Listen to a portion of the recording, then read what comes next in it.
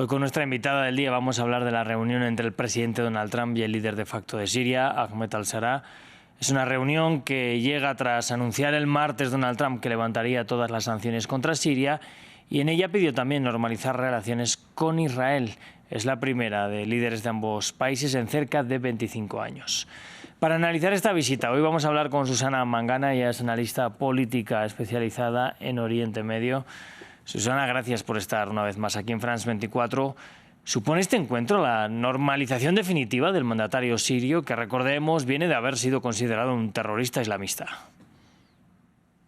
Exactamente, gracias a ti por esta deferencia de querer contar conmigo una vez más, y realmente uno se sorprende, ¿no? Como el que ayer era un terrorista buscado por el propio Estados Unidos, ahora se ha rasurado, se ha retocado la barba, diríamos Rodrigo, se ha puesto un traje de marca y entonces ahora sí es aceptable y se le levantan esas sanciones económicas, pero sobre todo se le pide que ayude a Estados Unidos también a luchar contra el islamismo radical y que no permita que vuelva a resurgir el grupo autodenominado Estado Islámico o Daesh, por el acrónimo en árabe. Con lo cual uno se sonroja, ¿no? Porque es la manera que tiene el presidente Trump de desdecirse, ¿no? Donde dice que tiene un proyecto, después lo desconoce y bueno, pues intenta ahora recomponer la relación con al-Sharaa, que atraviesa momentos muy duros porque quiere unificar, este nuevo presidente de Siria tiene que unificar un país que tiene heridas todavía muy presentes de esta muy cruenta guerra civil de tantos años en el país. Pues ahora vamos a seguir con el interno en Siria, pero me gustaría preguntarle también por esta petición de intentar normalizar relaciones con Israel. ¿Podría ser esto una conditio sine qua non sin la cual, bueno, no se va a terminar de tomar a Siria como un país amigo, o es un extra a lo que necesita Estados Unidos allá? Bueno, ya el presidente Trump en su primer mandato impulsó los acuerdos de Abraham, como se los conoce, por los cuales países como Emiratos Árabes Unidos, pero también Bahrein o Sudán y Marruecos firmaron esa normalización de las relaciones bilaterales con Israel, que de poco ha servido. Yo no creo que en estos momentos sea la prioridad de este gobierno encabezado por Ahmed al-Sharaa. Recordemos que hay ataques desde marzo hasta el presente, hay más de 1.700 civiles muertos a manos de estas fuerzas progubernamentales que ahora se están tomando revancha contra las minorías religiosas que eran aliados del régimen de los Assad, entre ellos la minoría drusa, que tiene fuertes vínculos históricos, familiares, al otro lado también en los altos del Golán, que están controlados, es una anexión de facto de ese territorio desde 1967 por Israel, con lo cual es una petición que sabemos que la puede formular Trump porque tiene esa sintonía con el gobierno de Netanyahu en Israel, pero sería de muy difícil digestión, digamos. Yo no creo que realmente puedan digerir esa normalización de relaciones los ciudadanos de Siria, que por otra parte tienen que recomponer un país, tienen que reconstruir su economía, tienen que afianzar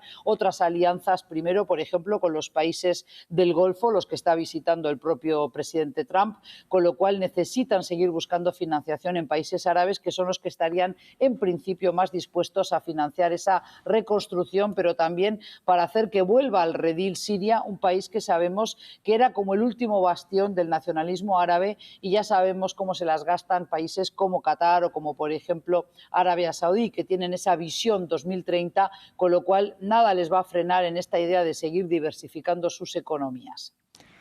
Bueno, pues ahora sí me gustaría ir al interno. Nos has hablado ya del problema con la minoría drusa, pero otro de los encajes de bolillos que va a tener que hacer este nuevo gobierno de facto es el de los kurdos. Y precisamente los kurdos han estado, esa región autónoma del norte y el este de Siria, gobernada principalmente por Rojava, los kurdos, sí. exactamente Rojava, ha estado muy apoyada por Estados Unidos. ¿Puede haber también algún tipo de mediación entre las dos entidades? A ver, Estados Unidos también, cuando era presidente Donald Trump, utilizó a las propias YPG y PJ, las facciones militares, digamos, tanto masculinas como femeninas de los kurdos en aquella región del norte de Siria. Son aproximadamente 2.300.000 o 2,5 millones de kurdos viviendo en el norte de Siria, que siempre se han sentido menospreciados, destratados por el régimen de los Assad en Damasco. Pero toda pretensión hoy de independencia ha quedado cancelada desde que también también Abdallah Öcalan, el líder histórico del PKK, del Partido de los Trabajadores del Kurdistán en Turquía, ha pedido de poner las armas, de poner fin a la lucha armada contra las autoridades turcas, con lo cual yo creo que no hay quórum en la región para seguir alentando, para seguir animando ese proyecto soberanista de los kurdos, con lo cual este presidente al-Shara ya ha dicho que su interés es unificar a toda Siria, a todas las etnias, y recordemos que los kurdos no es una religiosidad aparte, sino que son una etnia,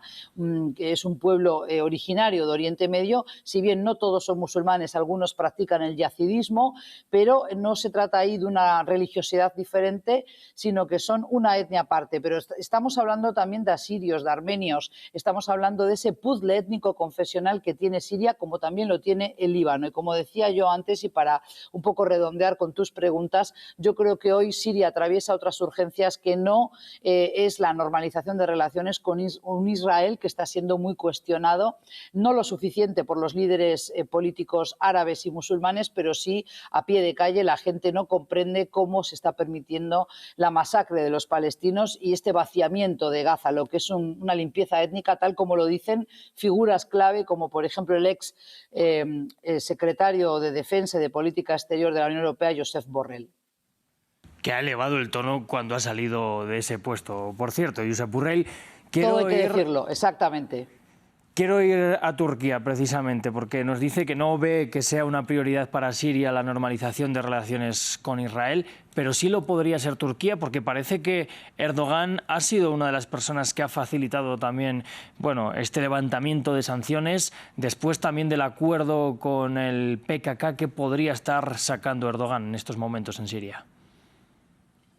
Bueno, lo que pasa es que Erdogan ya es una historia diferente. Tenemos ahí un presidente que también quiere liderar la región. Le está disputando el liderazgo de la región de Oriente Medio, tanto a Arabia Saudí como a la República Islámica de Irán, como también compite con Israel. Recordemos que Turquía e Israel han tenido encontronazos fuertes cuando el asalto a la flotilla Libertad hace unos años, donde murieron 9 activistas turcos, pero Turquía quiere jugar un rol de mediador en los distintos conflictos de la región, pero más allá, por ejemplo, entre Ucrania y Rusia, con lo cual Erdogan es un presidente como Putin irredentista, es decir, apelan a esa añoranza, a esa nostalgia del imperio que alguna vez fue el imperio turco-otomano y por tanto no quiere que ocurran, cuestiones geoestratégicas, geopolíticas en su vecindario, pero también está presente en el Mediterráneo, en Libia, por ejemplo, o en África a través de la cooperación turca. Entonces, ese soft power que despliegan muchos países y entre ellos no es ajeno Turquía, lo vemos ahora con un presidente que se ofrece como un mediador creíble, posible, para, por ejemplo, mediar entre Hamás e Israel, para mediar entre los ucranianos y los rusos, pero claro que a Turquía le interesa recomponer la relación con Siria, porque recordemos que Erdogan apostó toda vez que creyó que iba a caer el gobierno de Bashar al-Assad tempranamente en esa guerra civil que se gestó a partir de las primaveras árabes en el 2011, también en Siria, un poquito más tardíamente que en el resto de los países de la cornisa, por ejemplo, del Magreb. Pues tenemos allí, Rodrigo, que Erdogan apostó por la caída de Bashar al-Assad y estuvo apoyando a los grupos islamistas, a los opositores, a los desertores, por ejemplo, del ejército sirio. El Ejército de Liberación Sirio conseguía financiación y armas también de Turquía. Pero ahora, con un presidente que antes era yihadista, pero eso no molesta excesivamente a Erdogan, porque recordemos que él viene de una extracción de un partido como es Justicia y Desarrollo, que tiene un ideario, un decálogo islamista, igual que lo tiene la Hermandad Musulmana, pues entonces hay que comprender que Turquía está apostando a recomponer la relación bilateral, pero también comercial con una Siria que era un país vecino que compraba muchos productos de Turquía. Pues has dado en el clavo de una de las cosas que quería preguntar. Estamos hablando de un Erdogan islamista, aunque más moderado. Estamos viendo también cómo países como Arabia Saudita o Qatar también van a condonar deuda, que vienen de regímenes también mucho más autoritarios, que tampoco respetan en numerosas ocasiones los derechos humanos. Y hay dudas sobre lo que va a pasar también por el respeto de las minorías en Siria. Una Siria más dócil, se respeten o no los derechos humanos, ¿le viene mejor a los poderes de la región o de fuera de la región, como Estados Unidos? Evidentemente, Siria lleva muchísimo tiempo siendo un laboratorio de juegos de ajedrez. Es un tablero de ajedrez donde las potencias regionales, entre ellas los países que has citado, Arabia Saudí, Qatar, Emiratos Árabes Unidos, pero sobre todo Arabia Saudí y Qatar, que quieren desplegar una diplomacia que a veces choca entre ellos, porque Emiratos Árabes Unidos secunda las decisiones en materia de política exterior de Arabia Saudí, no tanto así Qatar. Entonces, evidentemente, Siria también es ese tablero de ajedrez donde están moviendo sus peones. Y luego tenemos a las potencias de siempre, de fuera de la región, a Rusia, pero también a Estados Unidos, a la propia Unión Europea. Entonces, sí, para las monarquías petroleras del Golfo Pérsico, como son las que hemos mencionado, los países que son monarquías árabes, pues evidentemente tener a un presidente que es afín a sus ideas, que no va a estar en el avispero islamista yihadista que pueda atentar contra la permanencia de estos regímenes que, como tú bien sospechas e indicas, son también culpables de por lo menos violentar o poner en duda el cumplimiento de los derechos humanos en sus países, aunque esto poco importa a la Unión Europea, poco le ha importado a Trump, porque lo que va a buscar allí con su gira es la inversión. Fíjate que Arabia Saudí ha prometido invertir en defensa, es decir, comprar armamento sofisticado y sobre todo inteligencia artificial a Estados Unidos por 600.000 millones de dólares. Entonces, los derechos humanos es una pieza que se utiliza a nivel discursivo cuando interesa, pero claramente no importan ni a la potencia número uno del planeta, ni tampoco a estos países que ayer aplaudieron a Trump cuando lo único que dijo es un decálogo de buenas intenciones, pero como si realmente no haciéndose cargo de que el mayor culpable de que hoy mueran niños, mujeres, de esos 62.000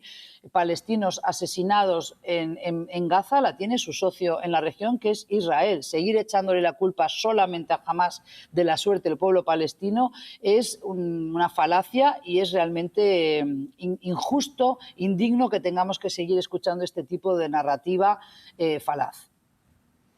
Pues la política internacional a veces hace amigos, desde luego, poco deseados. Susana, muchísimas gracias por haber estado con nosotros un día más aquí en France 24. Por favor, es un tablero de ajedrez, pero hay que ver la realidad de Siria. Falta mucho trabajo por hacer y los sirios necesitan paz, necesitan restañar heridas porque ha sido muy triste lo que han vivido. Es un infierno. Muchas gracias a vosotros. Buenas tardes. Buenas tardes también.